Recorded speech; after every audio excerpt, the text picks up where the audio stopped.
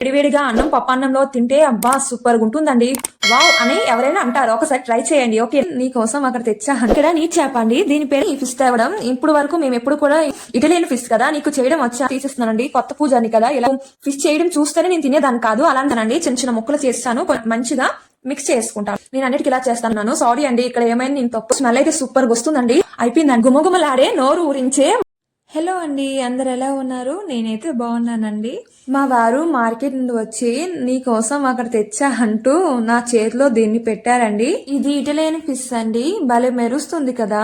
మేమైతే ఎప్పుడు టేస్ట్ చేయలేదండి వీటిని. ఈ చేపని ఫ్రెష్ గా ఉందని అప్పుడే వచ్చాయని ఇతను పట్టుకొని వచ్చారనమాట. ఇది ఇక్కడ నీట్ చేప అండి, దీని పేరు ఔరాత అండి. ఇదే ఫస్ట్ టైం అండి ఈ ఫిష్ తేవడం. ఇప్పుడు వరకు మేము ఎప్పుడు కూడా ఈ ఫిష్ అనేది తినలేదు, ఎలా ఉంటుందో ఏంటో కూడా తెలియదు. ఒకసారి టేస్ట్ చేస్తామని ఇతను ఫ్రెష్ గా ఉన్నాయి కదా, అలానే ఇప్పుడే వచ్చాయని అలా పట్టుకొని వచ్చారు. నాకన్నారు ఇటాలియన్ ఫిష్ కదా, నీకు చేయడం వచ్చా నీకు అని అంటున్నారు. అప్పుడు నేను అన్నాను, ఈ ఇటాలియన్ ఫిష్ ని మీ ఇటలీ ఇల్లాలు ఇండియా స్టైల్లో కుక్ చేసి ఇస్తుంది, అప్పుడు టేస్ట్ చేసి ఎలా ఉంటుందో ఏంటనేది చెప్పండి అని చెప్పాను. ఏం తక్కువ కాదు కదండి. చూసారా ఫిష్ ని? జస్ట్ అలా లోపల మొత్తం కూడా జస్ట్ క్లీన్ చేయమంటే లోపల మొత్తం అలా తీస్తారు, దాని ఉన్న లోపల పట్టు అన్ని కూడా చెంపులు అన్ని. ఇక్కడ వీళ్ళు ఇలానే క్లీన్ చేస్తారండి, ఎందుకంటే వీళ్ళు మనలాగా కుక్ చేసుకొని తినరు కదా, జస్ట్ వీళ్ళు గ్రీన్ లోన్ పెట్టిస్తారనమాట.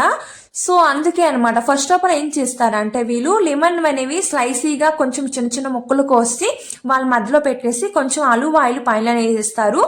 ఇంకా కొంచెం నైఫ్ తో అనేది మధ్యలో కొంచెం కొంచెం కట్ చేస్తారండి. కట్ చేశాక దానిపైన కొంచెం సాల్ట్ వేస్తారు. రోజ్మెరీ లీవ్స్ ఉంటాయి కదా, ఆ రోజ్మెరీ లీవ్స్ అనే మధ్యలో పెట్టి గ్రిల్ లో పెట్టిస్తారనమాట. చూసారా స్క్రీన్ అనేది ఎలా ఉంది, దాన్ని పల్చు పైంది. నేను నైఫ్ తో అలా తీసిస్తున్నానండి, కొత్త పూజని కదా, ఇలానే అయినా సరే ఎంత మంచిగా వచ్చేస్తుంది. నేను ఎప్పుడు ఫిష్ అనేది చేయలేదండి సరిగ్గా, నాకు రాదు. నాకు ఫిష్ చేయడం చూస్తేనే నేను తినేదాన్ని కాదు, అలాంటిది ఇప్పుడిప్పుడే చేస్తున్నా. మీరు కూడా నాలా కొత్త పూజ అయితే కింద కామెంట్ చేయండి. మీరు ఎలా ఏ విధంగా మీరు ఫిష్ కర్రీ ఏ విధంగా చేస్తారనేది కింద కామెంట్ చేయండి. నా స్టైల్లో నేనైతే ఇలా క్లీన్ చేస్తాను. స్మాల్ పీసెస్ అనేవి చేశానండి, చిన్న చిన్న ముక్కలు చేస్తాను, కొంచెం నీట్ గా వాష్ చేస్తాను. వాష్ చేసిన తర్వాత కొన్ని ముక్కలు నేను ఏంటంటే తల తోక ఉంటుంది కదా, వాటిని ఫ్రై చేసి నేను జ్యూస్ చేస్తేనే బాగుంటది, గ్రేవీ చేస్తేనే బాగుంటది, నాకు ఇష్టం. ఇంకా మిగతావన్నీ కూడా ఫ్రై చేస్తా అండి. మిగిలిన పార్ట్స్ అన్ని ఉంటాయి కదా, ఆ పార్ట్స్ అన్ని కూడా నేను ఫ్రై చేస్తాను. ఫ్రై కోసం నేను ఫస్ట్ ఏం చేస్తానంటే అల్లమును తెల్లుల్లి అనేది పేస్ట్ అనేది చేస్తాను. దీంట్లో మనం తగినంత కొంచెం పసుపు, ఇంకా తగినంత కాస్త మనం చూసి టేస్ట్ తగ్గట్టుగా కొంచెం ఉప్పు, కాస్త కారం, ఇంకా లేదంటే మిర్చి కూడా మనం అల్లం తెల్లుల్లి దాంట్లో మనం గ్రైండ్ చేయొచ్చు. ఇంకా కొంచెం గరం మసాలా ఒక స్పూన్ అనేది దానికి తగ్గట్టుగా తీసుకొని వాటిని కూడా మంచిగా మిక్స్ చేసుకుంటాను. బాగా నేను కలిపేసుకొని నెక్స్ట్ అనేది ఫిష్ అనేది అలా దానికి మొత్తం కూడా పట్టిస్తా ముక్కలకు అనేది. ఈ అల్లం తెల్లుల్లి పేస్ట్ మొత్తం వేసేసుకున్నాం కదా, ఈ మసాలా మొత్తం ఇలా మంచిగా అన్ని ముక్కలకు కూడా పట్టించుకోవాలి. ఇలా మసాలా మొత్తం కూడా పట్టించుకుంటే మనకి టేస్ట్ అనేది ఫ్రై చేసేటప్పుడు చాలా బాగుంటుంది. నేను అన్నిటికీ ఇలా చేస్తాను. లాస్ట్ కి కొంచెం లెమన్ అనేది వేస్తాను. ఇంకా తల తోక ఉంది కదా అండి, వాటిని మిగతా దానికి ఇంకా కొంచెం మసాలా ఉంది కదా, దాన్ని కూడా పట్టించేస్తా. ఫస్ట్ అయితే మనం గ్యాస్ అనేది ఆన్ చేసుకొని ఒక నాన్ స్టిక్ పెన్నం అనేది నేను తీసేసుకున్నా. దీంట్లో ఫ్రై అయితే బాగా అవుతుంది కదండి, మనం అంటే మనకు కంఫర్ట్ గా అనిపిస్తుంది.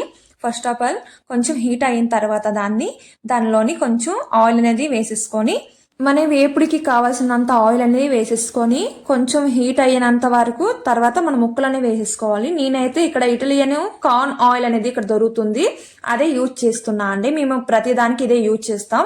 ఇక్కడికి ఈ ఆయిల్ బాగుంటుందండి. ఇప్పుడు హీట్ అయిపోయింది ఆయిల్ కదా, కొంచెం ఒక్కొక్క ముక్క అనేది మనం పట్టించాం కదా ఫిష్ ముక్కలు అనేవి, నేను ఒక్కొక్కటి వేసేసుకుంటున్నాను. సారీ అండి, ఇక్కడ ఏమైనా నేను తప్పుగా ఏమైనా చెప్పుంటే, నాకు సరిగా రాదు కుకింగ్ వీడియోస్, నేను ఎప్పుడు చేయలేదు, ఇదే నా ఫస్ట్ వీడియో కాబట్టి ఏమైనా తప్పులుంటే కొంచెం సారీ అండి, ఏమీ అనుకోవద్దండి. ఇప్పుడైతే గ్రేవీకి నేను ఒక టమాటా తీసేసుకున్నాను, కాస్త అల్లం తెల్లుల్లి కూడా కొంచెం తీసేసుకున్నాను.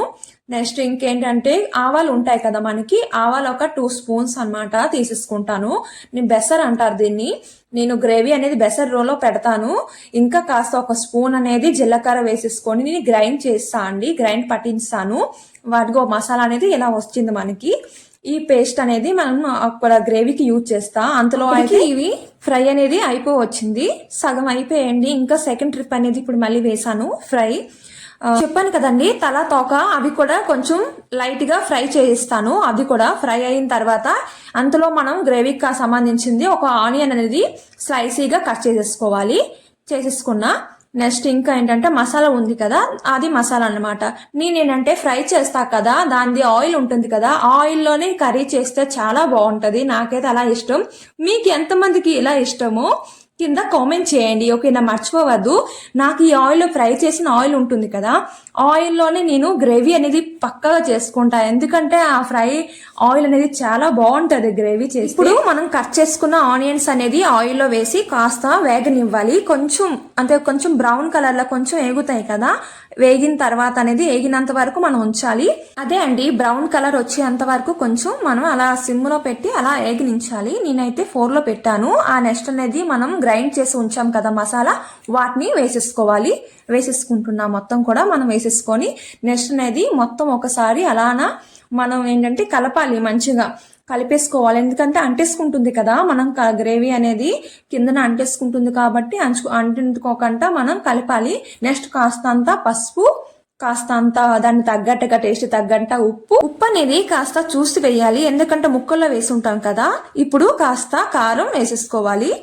ఇప్పుడు మంచిగా మనం ఏం చేయాలంటే కలుపుకోవాలి. మొత్తం కూడా గ్రేవీ మొత్తం కూడా అలానా కలపాలి. మసాలా మొత్తం ఆ మసాలా వాసుగా పోయేంత వరకు కూడా ఏం చేయాలంటే స్టవ్ అనేది సిమ్ లో పెట్టేసుకోవాలి. నేను 4 లో పెట్టి ఉడికిస్తున్నా అండి. అలా అయితే అంతే లోలో పెట్టి ఉడికిస్తే మన స్మెల్ అనేది మంచిగా పోయి అంటుకోకుండా మధ్య మధ్యలో అనేది మనం కలుపుతూ ఉండాలి.